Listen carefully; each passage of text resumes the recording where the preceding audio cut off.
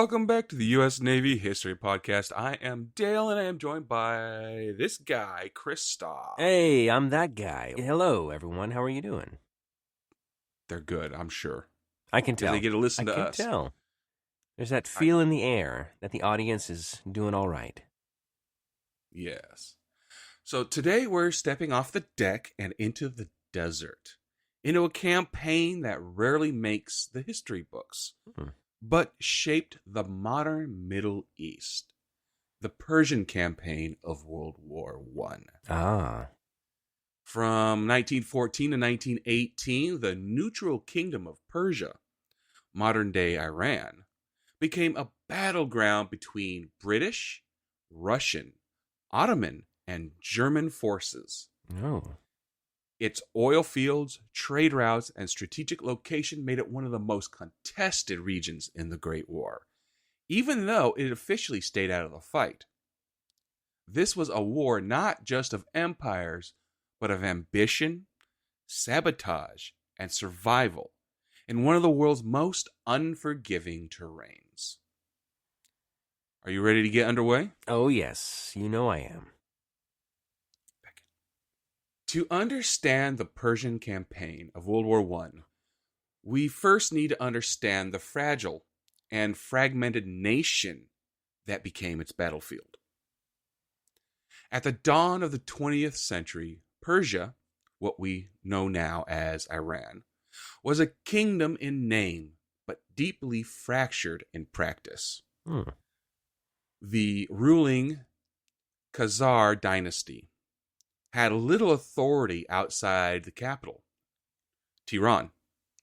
Its military was weak, its finances were in disarray, and its economy was largely in foreign hands. Yet its land, rich in oil, positioned between powerful empires, and riddled with tribal roots, made it a geopolitical prize. To the north, the Russian Empire had carved out a sphere of influence after the Anglo-Russian Convention of 1907, claiming dominance over northern Persia.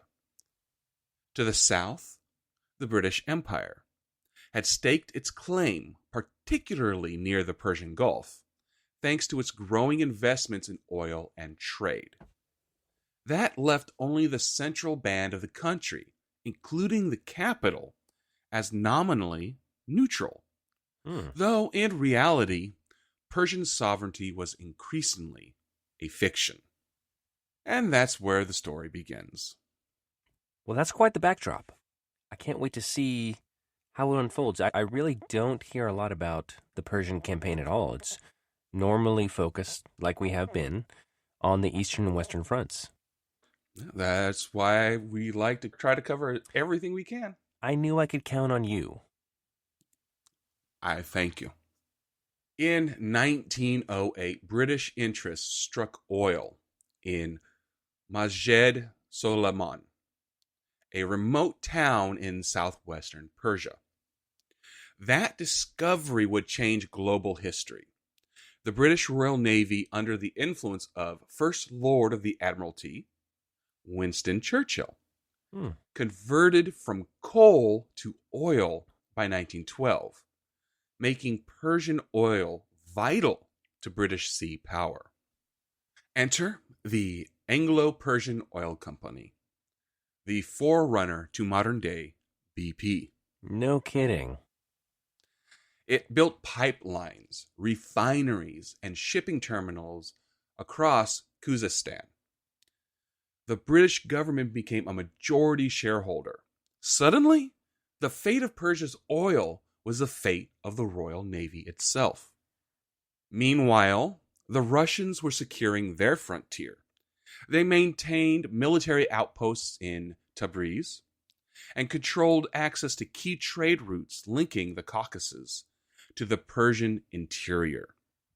Though they claimed they were there to protect Christian minorities or guard trade, their motives were strategic, ensuring influence over Persia and checking Ottoman power. By 1914, the pressure on Persia was immense. The Shah at that time, Ahmed Sakarzar, had come to power as a teenager. Oh. His rule was marked more by indecision than vision. The Persian Majlis, or parliament, had limited power, and every national institution had foreign advisors, foreign officers, or foreign debts attached to it. That's a recipe for disaster. I guess we'll see as it unfolds, but that's not good. Yeah, Persia was, in short, a pawn, one that every major player wanted, but no one fully controlled. So when World War I broke out in August 1914, Persia declared neutrality. It hoped to stay out of a conflict it could neither afford or even understand. But the declaration was hollow from the start.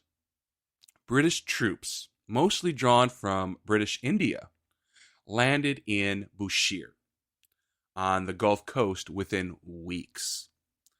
Their stated goal was to protect oil installations.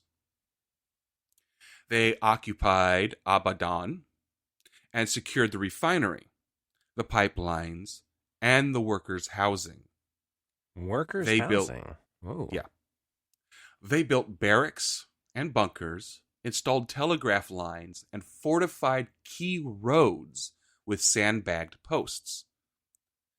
This wasn't a defense. It was an occupation in all but name.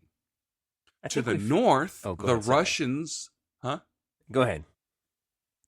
To the north, the Russians marched into northwestern Persia, occupying cities like Ormia and Marageh. They clashed with local tribes, mostly Kurdish and Azerbaijan, and reasserted control over disputed territories. They cited the threat of Ottoman incursions, but their deeper motive was to stabilize their southern flank as they fought a brutal war in Galicia and the Caucasus. I think securing the oil interests is very reminiscent of the conversations we've had in previous episodes where the U.S. Navy would show up to help secure American interests, particularly in the Caribbean or Central America or in the Far East. And that always was a little suspect. And again, here, the British is like, yeah, we're just protecting our stuff, which I can understand if that's the key to their naval power, which is the kind of the key to their military. So it all makes sense, but still suspicious. Well, where do you think the Americans learned it from? That's true. These are our predecessors. Okay, so the Ottoman Empire, meanwhile, saw Persia as a weak flank in the Allied war effort and an opportunity. The Ottomans believed that if they could extend their influence into Persia, they could, 1, threaten British supply lines into India, 2, spark uprisings among Persian, Arab, and Indian Muslims against the British and Russian, quote, infidel empires. And 3, link up with German agents who had infiltrated Persia to wage guerrilla war. One such agent was Wilhelm Vamus, a characteristic German diplomat and spy who became known as the German Lawrence of Arabia. Really? He was fluent in Persian, fearless in the desert, and skilled at tribal politics. Vamus embedded himself among the Bakhtiari and Kashashkai tribes of southern Prussia. He distributed gold and urged revolt. His mission to destabilize British control over oil routes and divert British troops from other fronts. Though not all tribes cooperated, Vamus did succeed in igniting a series of localized revolts and skirmishes. and British commanders, many trained for conventional warfare, suddenly found themselves fighting a war of ambushes, sabotage, and shifting alliances in the scorching Persian desert. By the end of 1914, the situation had spiraled. Persia's neutrality had collapsed under foreign boots and foreign interests. Russian troops occupied the northwest. British forces controlled the oil-rich southwest. Ottoman raiders tested the western borderlands, and German agents stirred rebellion in the tribal heartland. Persia had become a chessboard, and the game was just beginning. Ironic, that's where they say chess was invented. So, aha! Aha! The Persian campaign was never about conquest in the traditional sense. It was about leverage, about denying the enemy access, controlling key resources, and shaping the balance of power in the Middle East. But the toll on Persia itself would be devastating. Famine, disease, civil unrest, and depopulation plagued the countryside. Foreign armies commandeered food, tribes clashed over foreign patronage, and the Persian state, fragile to begin with, began to unravel.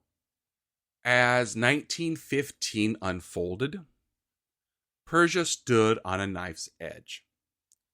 While officially neutral, it had become the silent host of an undeclared war, a shadow conflict fought in deserts, mountain passes, and tribal tents.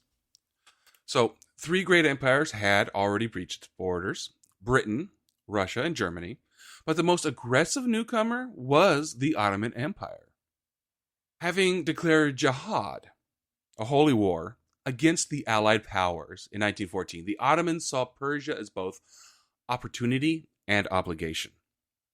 Persia's western provinces bordered the Ottoman heartland, and beyond those mountains lay the real prize: British India. Oh. The Ottomans, led by Enver Pasha, hoped that by pushing into western Persia and stirring anti-British uprisings, they could weaken the British hold on India and perhaps even spark a pan-Islamic revolt across the Muslim world. This was the guy that instigated the attack in the Caucasus, right? From Yep. the Ottoman? Yep, Yeah. same guy. Okay.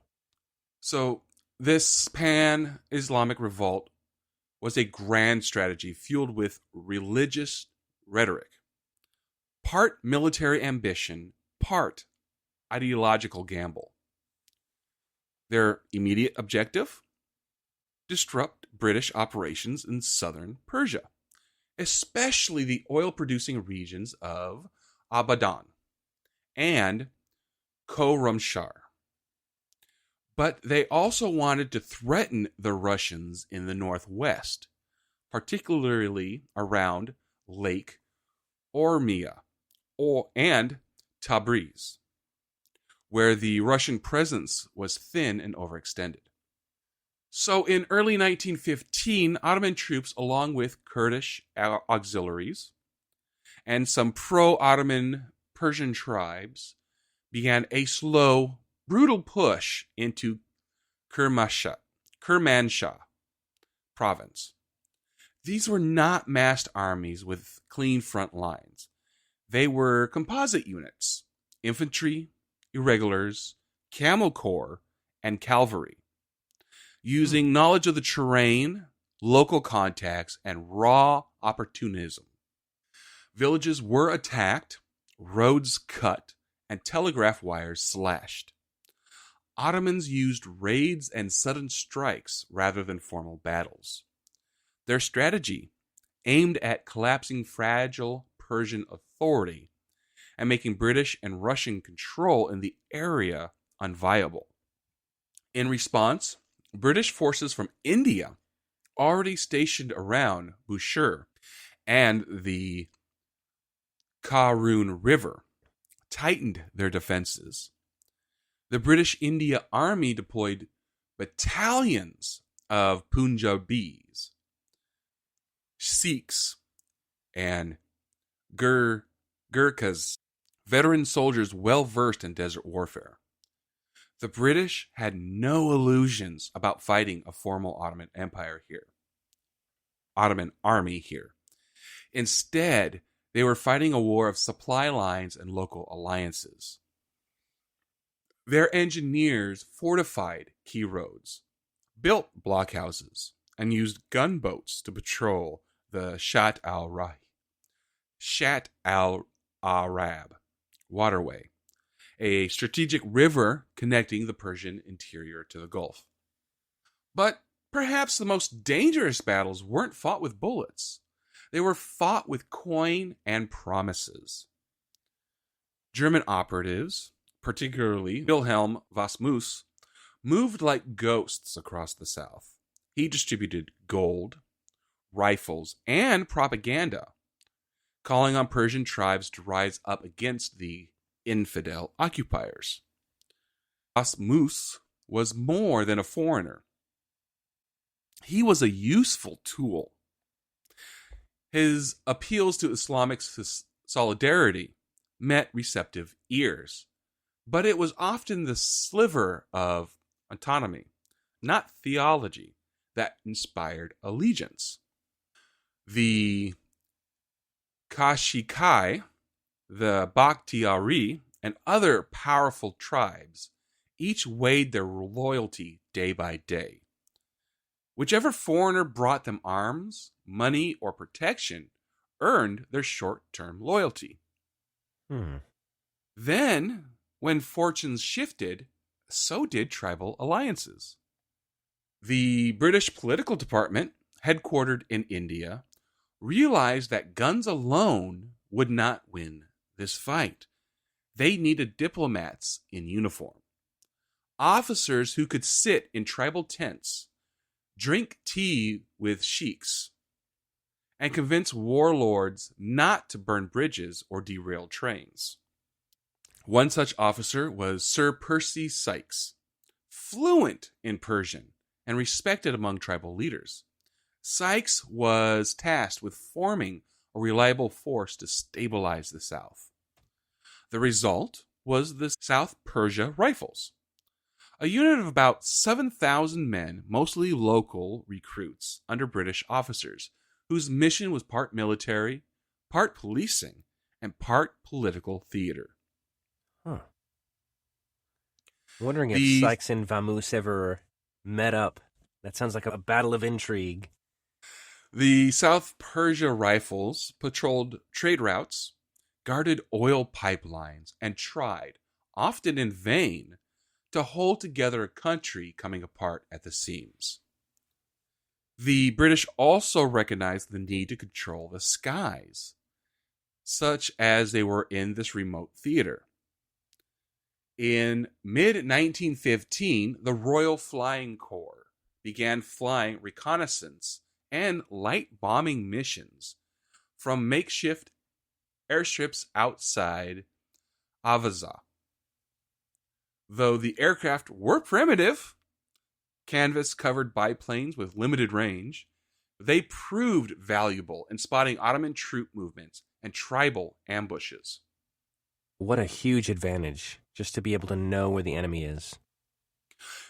Imagine, for a moment, being a village elder in southern Persia in 1915, watching a British biplane sputter overhead for the first time in your life.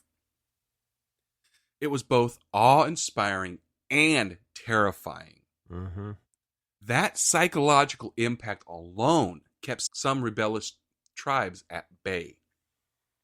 I believe it.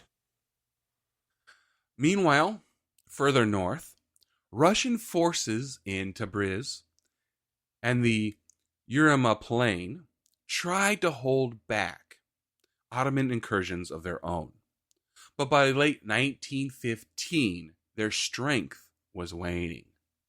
Supply lines from the Caucasus were overstretched. Morale among Russian troops, particularly Armenian and Georgian conscripts, were fraying. Their commanders began leaning heavily on the local Christian militias, many of whom had fled the Armenian genocide in Ottoman territory. Thus, in some regions of Persia, World War I took on the shape of a sectarian conflict. Ottoman-aligned Kurdish and Turkish groups clashed with Christian communities backed by Russian arms. Towns changed hands. Massacres occurred. Civilians paid the price. By the end of 1915, Persia's territory resembled a patchwork of control. The British held the southern oil fields and trade routes. The Russians still garrisoned the northwest. Barely.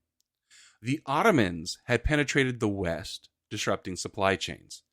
And German agents roamed the center, lighting fires wherever they could. What a mess. Yeah. The Qajar government in Tehran was powerless. Local governors made their own deals. Tribal leaders became the true authorities. Foreign flags flew over Persian soil, but none have officially declared war on Persia itself. This was not a conventional campaign. There were no grand offenses or formal surrenders. Instead, it was a war of shadows, one that combined military maneuvering, tribal politics, espionage, and economic warfare. And as the years went on, the lines would only blur further. This is a bit of a predecessor to our modern warfare, I would say. I mean, a lot of implicit warfare, nothing declared, but working with fragmented sections of countries that are unstable. Police actions. Yeah. It's not a war. Come on. Protecting interests. Yeah. So, if the Persian campaign was a storm, then 1917 was the lightning strike that cracked the sky.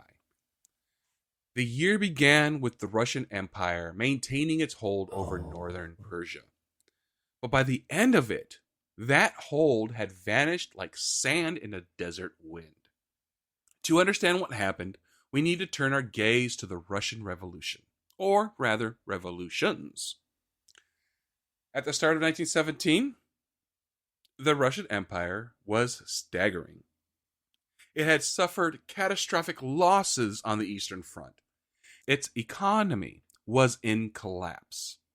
The public confidence in Tsar Nicholas II had evaporated.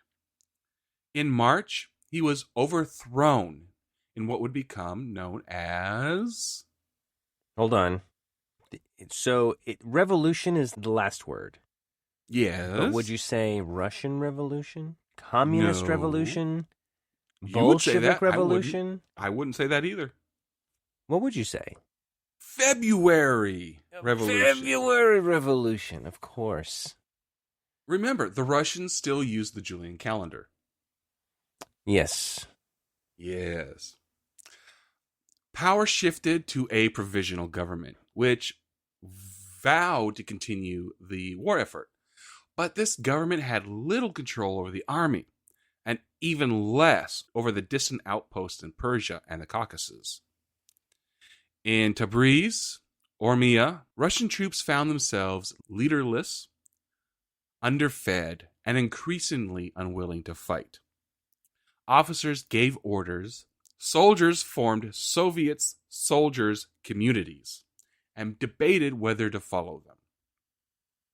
And then came October and the Bolsheviks. Led by Vladimir Lenin. The Bolsheviks seized power in Petrograd and declared an immediate end to Russian involvement in the imperialist war. Troops were ordered to lay down their arms and return home.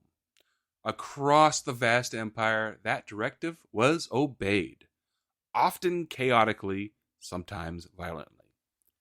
In Persia, the impact was swift and brutal. Russian troops abandoned their posts in mass.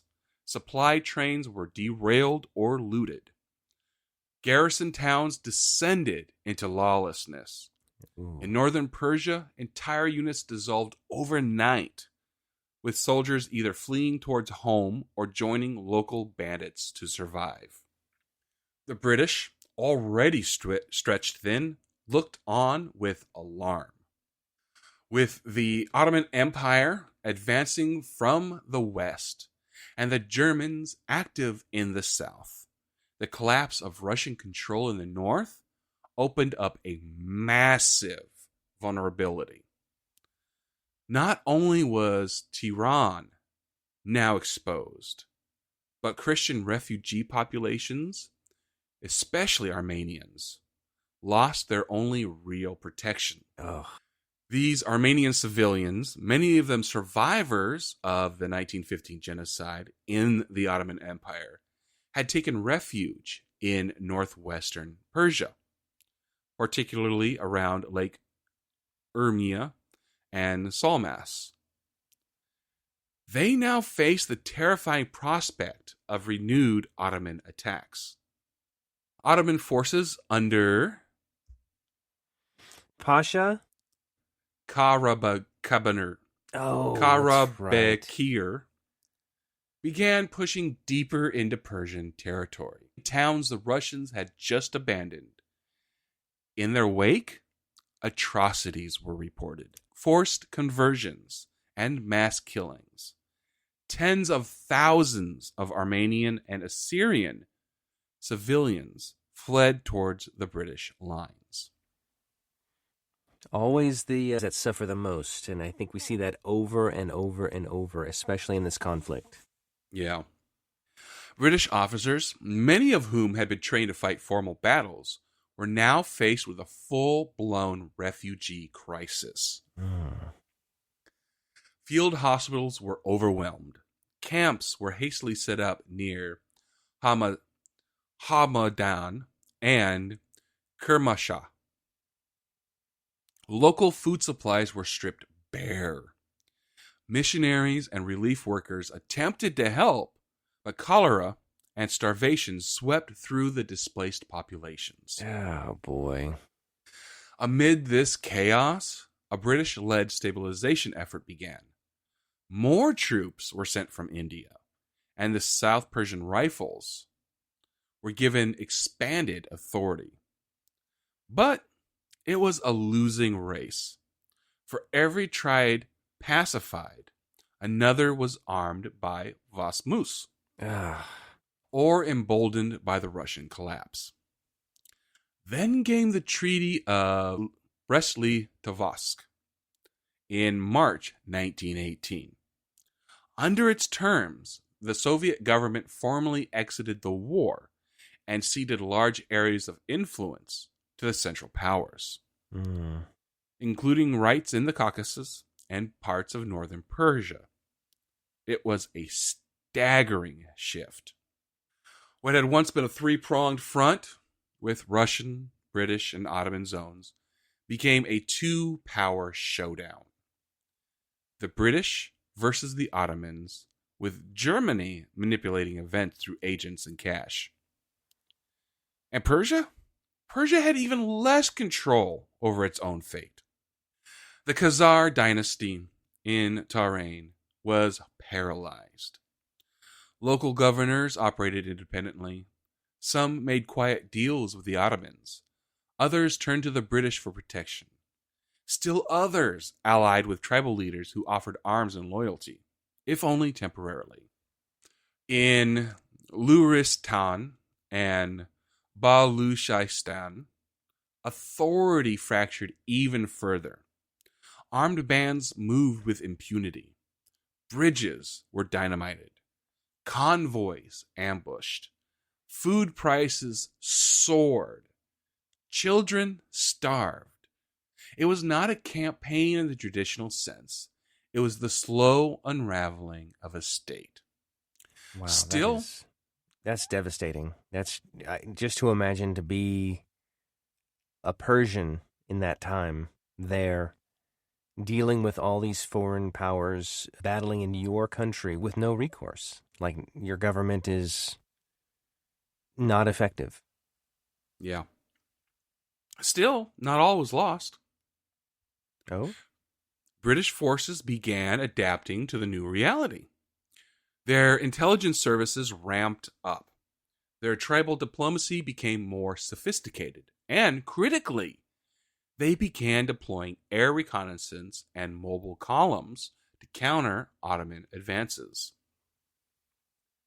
The Royal Air Force, still just a baby, flew missions out of makeshift airstrips near and Hamadan, providing critical real-time intelligence. Cavalry patrols drawn from Indian regiments and Persian auxiliaries began launching hit-and-run operations to deny key roads and passes to the Ottomans. But the most decisive shift was this. The center of gravity moved south. With Russian support gone, the British doubled down on controlling southern and western Persia, especially the corridor from Basra to Abadan and Kermanshah.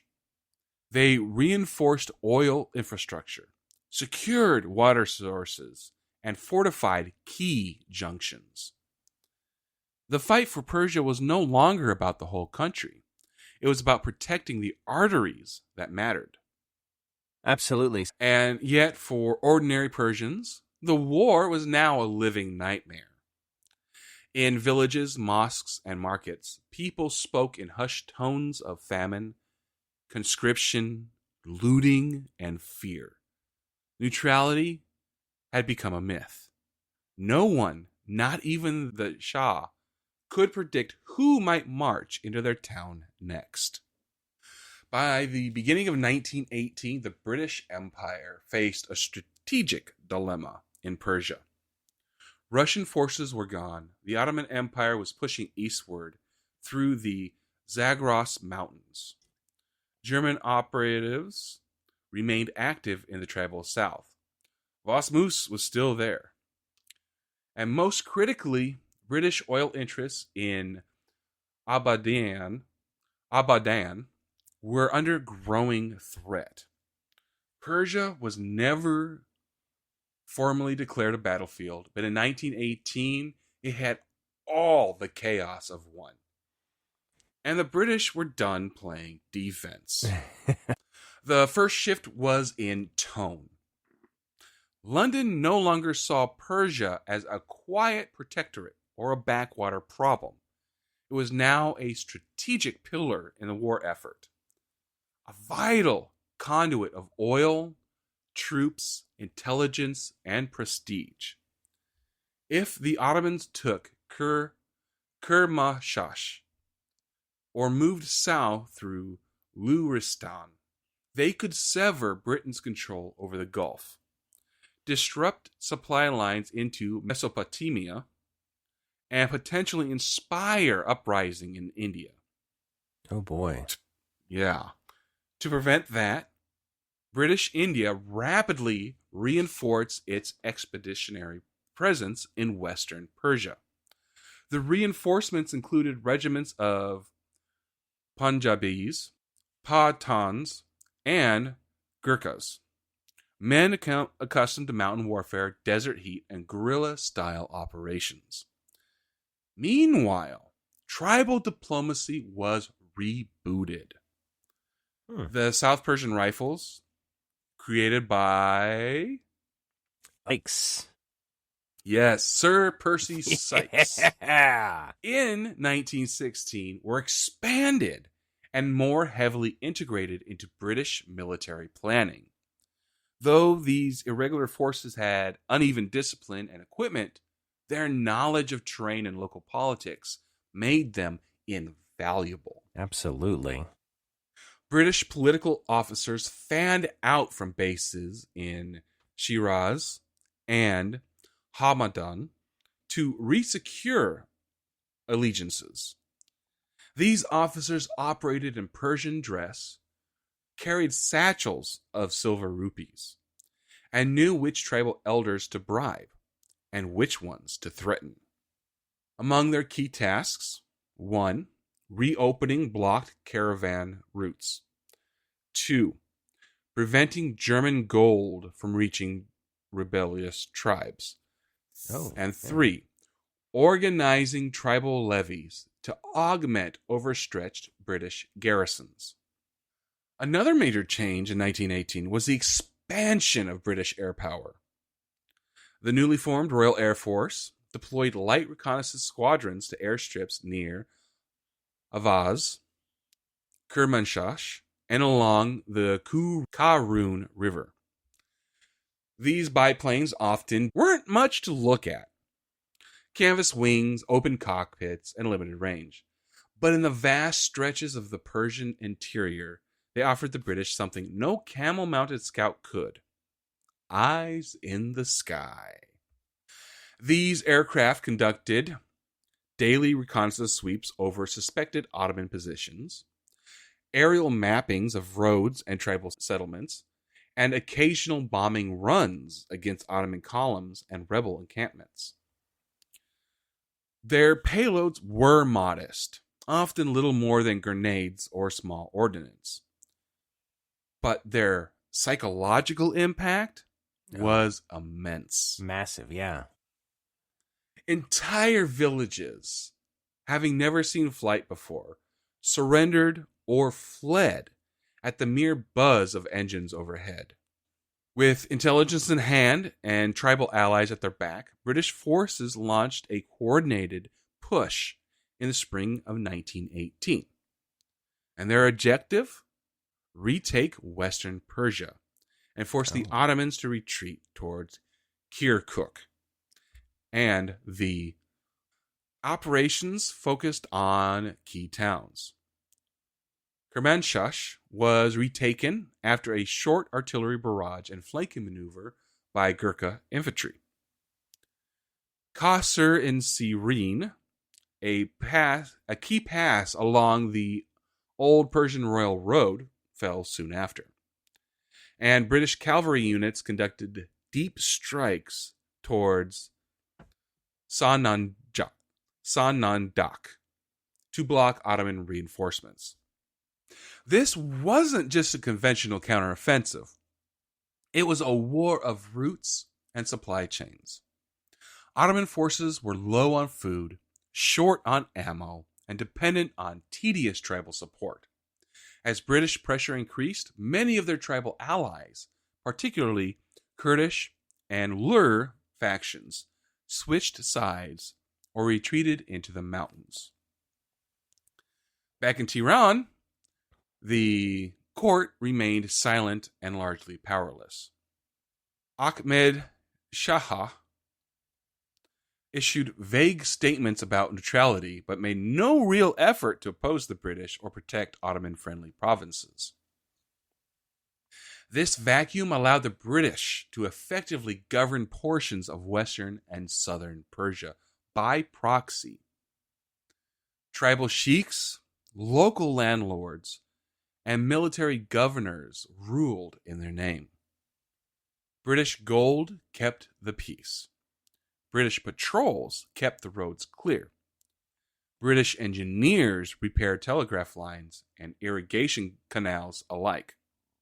By the summer of 1918, British forces had regained control of the entire oil corridor, stretching from the Persian Gulf to Hamadan.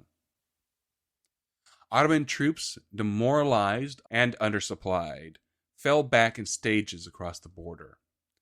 German influence waned. Even Vasmus was reduced to hiding and trying to salvage his tribal network. And then came October 1918.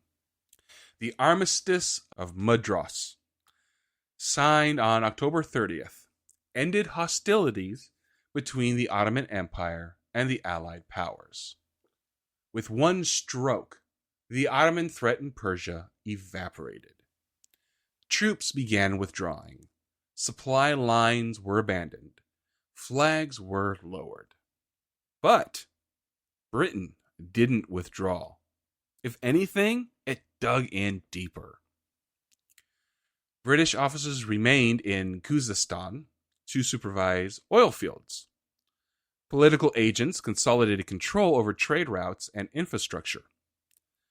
The Anglo-Persian Oil Company flourished. Persian sovereignty, already weak, was now effectively suspended in much of the country's south and west. Really?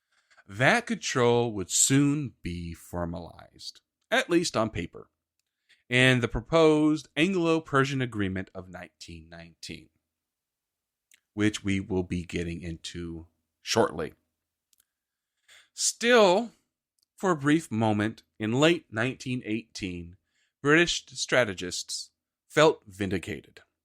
They had turned the tide in one of the most obscure yet critical theaters of the Great War. They had secured oil, protected India's flank, and denied the Germans and Ottomans a toehold in the Persian heartland. But the cost was real. Thousands of Persian civilians displaced. Tribal communities fractured by bribery and betrayal. Famine exasperated by scorched earth tactics and poor harvests. And a central government so weakened that its collapse seemed inevitable. The Persian campaign wasn't a headline in 1918. It barely made the papers in London or Delhi. But in many ways, it prefigured the world that would come after. The one where oil, insurgency, and imperial legacy collided again and again in the Middle East. Oh, yeah. That's really interesting because as you were talking about what the British had to do, what the Germans were doing, what the Ottomans were pushing for, and even the Russians early on, all of this is diverting resources from other places. And so the gold that's being spent or the troops that are being deployed, that means they're not using that in France or on the Eastern Front, or you know what I mean? So it's just kind of the coordination that this took from some central authority in London or Berlin or whatever, as well as just the money and resources to sustain this. That is a lot of coordination. Yeah, it is. Absolutely. So by the end of World War I, in 1918, the British Empire stood as the uncontested foreign power in southern and western Persia. With the Ottomans retreating, the Germans dismantling their networks, and the Russians collapsing into revolution, Britain found itself alone with a decision to make. Withdraw and leave Persia to rebuild, or stay and reshape it. They chose the latter. Oh, I'm so surprised. But how do you occupy a country without openly admitting it? Are you asking me? Because what I would do is just slowly grow my influence on the East India Company. It's like, hey, we're here, we're just trading, and then slowly get more authority, and then like, uh-oh, we're running the show. Well, they used a treaty. Oh, well, that sounds a lot simpler and more direct. Yeah. In 1919, the British proposed what it hoped would be a peaceful and politically acceptable way to formalize its dominance over Persia. The result was the Anglo-Persian Agreement, a document that would spark one of the most consequential political backlashes in modern Persian history. On the surface, the agreement looked generous. British promised to provide military advisors to modernize the Persian army, offer financial aid to stabilize the national budget, build infrastructure like railroads and telegraphs, and support the integrity and independence of Persia. Sounds like a winning deal. What could go wrong? Well, you gotta read between the lines. Oh. That made the story quite different. The agreement, signed by Persian Prime Minister Vasuk-di-Dowleh and with British encouragement, essentially made Persia a client state. All military training would be overseen by British officers. All major economic reforms would be funded by British loans on terms set in London. And in return, Britain would secure its access to Persian oil and a land bridge to India. It was occupying by pen instead of bayonet. The Shah at the time, Ahmed Shah Khazar, was young, weak, and desperate for funds. He approved the agreement, perhaps believing it would stabilize a country still fractured by war, famine, and tribal unrest. But the reaction from the Persian people was swift and furious. National leaders, constitutionalists, clerics, and even elements of the military rejected the agreement outright. To them, it was a betrayal of Persian sovereignty, a capitulation to the same foreign domination they had suffered during the war. In Tehran, protest marches were held. Pamphlets decried the new colonialism. Clerics in Qom and Mashhad condemned the treaty as anti-Islamic. Even tribal leaders who had once benefited from British gold now voiced suspicion that London intended to turn Persia into another British protectorate, like Egypt. And there was another problem: the international stage. Oh, tell me more. At the Paris Peace Conference of 1919, Persia sent a delegation to demand inclusion as a full member of the post-war order. They requested acknowledgement of Persia's suffering, compensation for wartime damage, and a seat among sovereign nations. But the British and the other great powers ignored them. Persia was not even allowed to formally present its case. The humiliation was total. Meanwhile, Persian newspapers began publishing leaked sections of the agreement. Public fury grew. Students in Isfahan and Tabriz took to the streets. In Shiraz, local militias refused to hand over control to British-trained troops. The backlash wasn't just political, it was cultural. The agreement sparked a revival of national consciousness, a sense that Persia's path forward would have to come from within, not from British advisors or European bankers. And for the British, this posed a problem. They had tried to secure control legally, but now their presence looked more like old-fashioned imperialism. Back in London, critics of the agreement began to emerge. Labour Party leaders accused the government of hypocrisy, preaching self-determination in Europe while extending control over Persia. The deal was defended in the House of Commons, but the public mood was shifting. More importantly, the cost of holding Persia, militarily and financially, was becoming harder to justify. With the war over, British taxpayers were no longer willing to foot the bill for foreign adventures. So the Anglo-Persian Agreement, while signed, was never ratified by the Persian parliament. It simply died, unburied but unforgotten. Still, the shadow of the agreement loomed large. British troops remained in key areas, especially Khuzestan and the Abadan oil fields.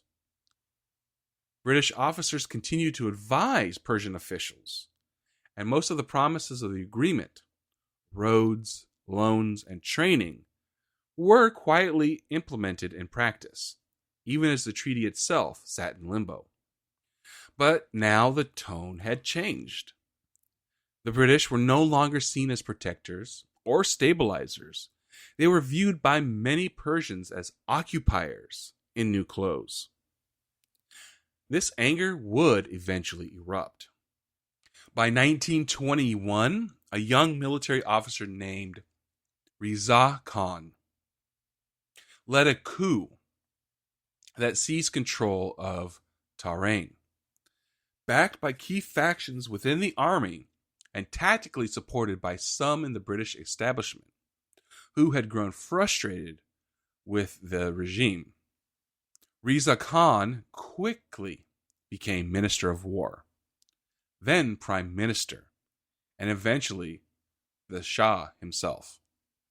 He abolished the dynasty and founded the Pahlavi dynasty, declaring himself Shah.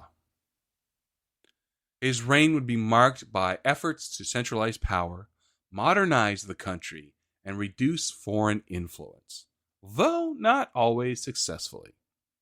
So while the Anglo-Persian Agreement of 1919 failed on paper, its legacy shaped everything that followed. It created a national backlash that swept away the old monarchy. It exposed the limits of British soft power. It gave rise to a new Persian nationalism, one that blended modernism with resentment of foreign control. And it centralized oil as the lifeblood of both Persia's future and foreign interests in the region. From a naval and strategic standpoint, the lesson for Britain and later for other world powers was clear. Control of land means little without legitimacy. The Persian campaign had secured the oil. It had disrupted Ottoman plans, but it had failed to win the hearts of the people. That failure would echo for decades. I think it's interesting that, Persia being ravaged by so many foreign powers, and really the seats of power were the tribal chiefs. And then once things were settled, they had this formalization document of the Anglo-Persian Agreement, and that really removed their power. The tribal chiefs would no longer be at the top. They would be subservient to British-run military, effectively. And so I can see there definitely being a power struggle there and a shift in trying to get as many allies as you can to resist such soft occupation. And yeah, this is very reminiscent of a lot of the conflicts we've seen, like in our lifetime.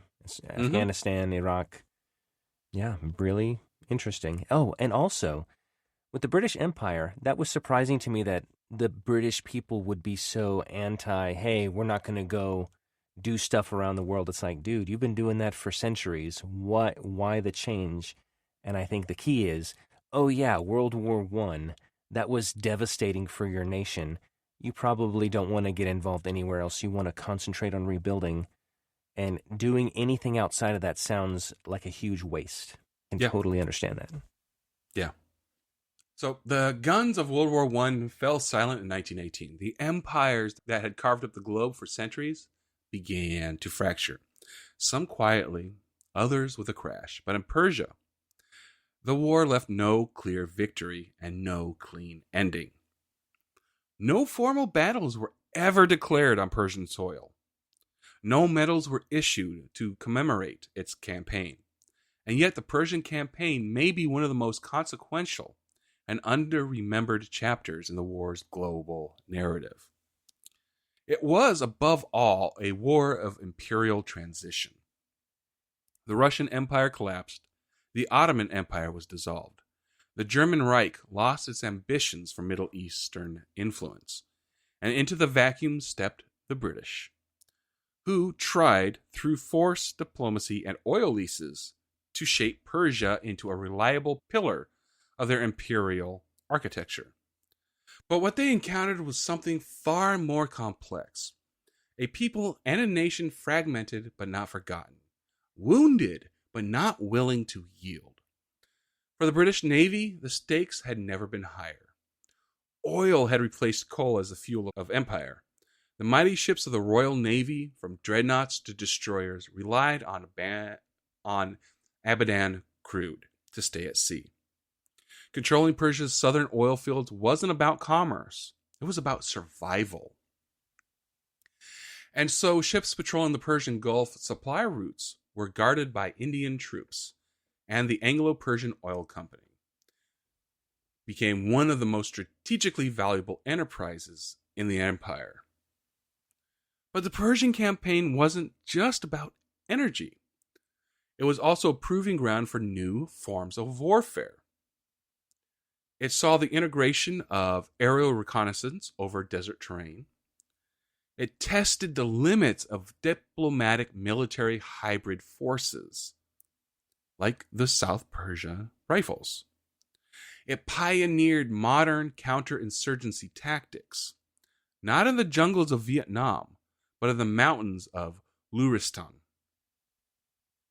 And it demonstrated how information warfare, through gold, rumor, and promise, could destabilize entire regions. Oh, yeah. These tools wouldn't be shelved after 1918. They would be refined and redeployed throughout the 20th century, from Palestine to Malaya to Afghanistan. But what did Persia gain from this quote-unquote forgotten war? In material terms, very little. The war brought famine, displacement, and political instability. Foreign troops marched through Persian towns indifferent to national borders. Tribal autonomy was used as a pawn in an imperial chess game. And the Khazar government was humiliated and rendered irrelevant. Yet, from that humiliation came something else, a national awakening. The rejection of the 1919 Anglo-Persian Agreement sparked not just protests, but a philosophical shift. Persians began asking deeper questions. Who should rule us? What does independence really mean? How do we build a modern state on our own terms?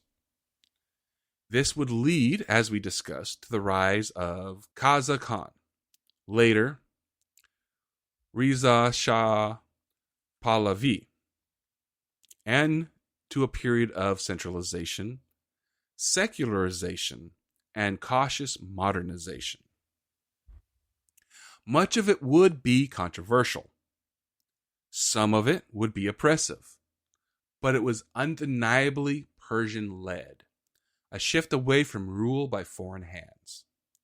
And the legacy extended beyond Persia's borders. The Persian campaign taught the imperial powers, especially Britain, that even in victory, the costs of occupation could outweigh the benefits. It foreshadowed the rise of anti-colonial nationalism across the region, from Iraq to Egypt, from Syria to India. In fact, many of the same Indian troops who had fought in Persia would later join or support independence movements back home.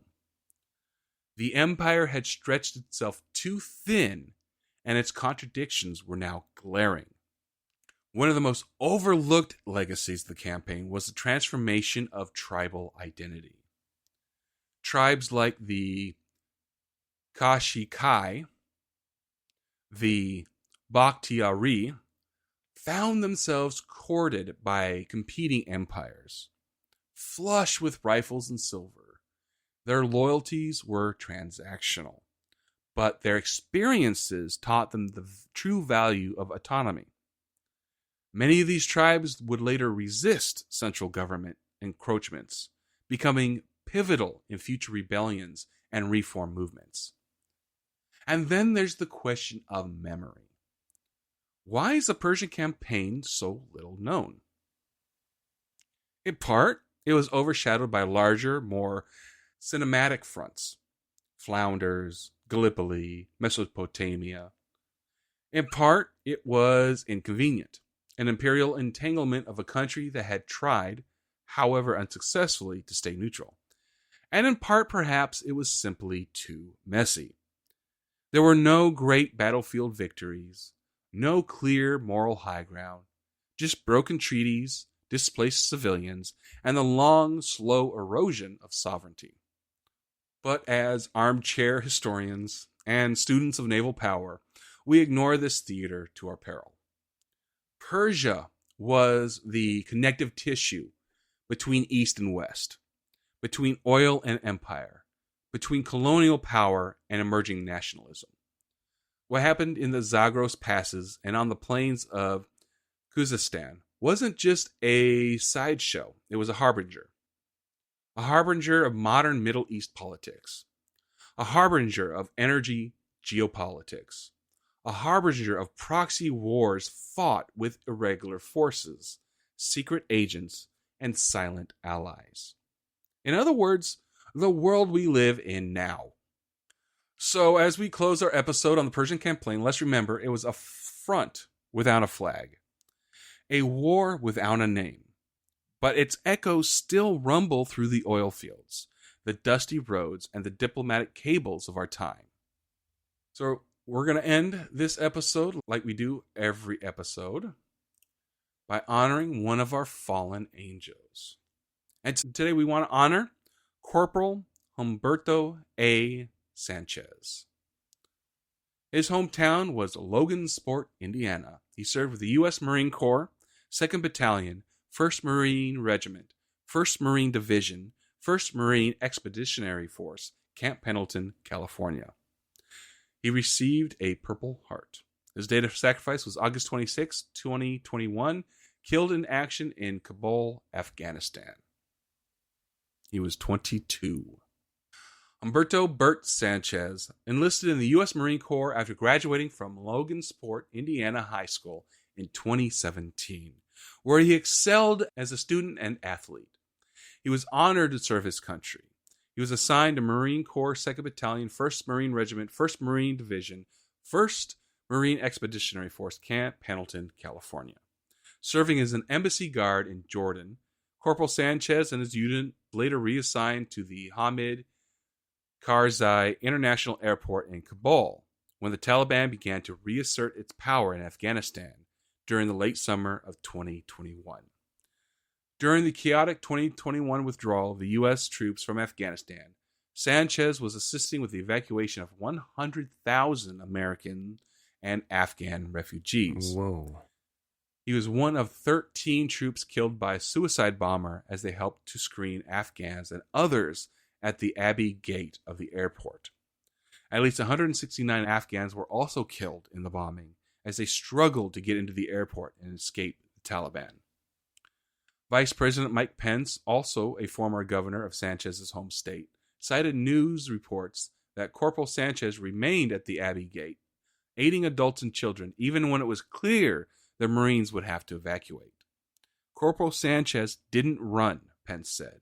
He was determined to get the kids out of the gate, and he stayed at his post. According to Chaplain Captain Blake Campbell, it was in this selfless act of bravery and courage that he gave the ultimate sacrifice and gave up his life in defense of the defenseless. What we will do today is honor a perfect Marine.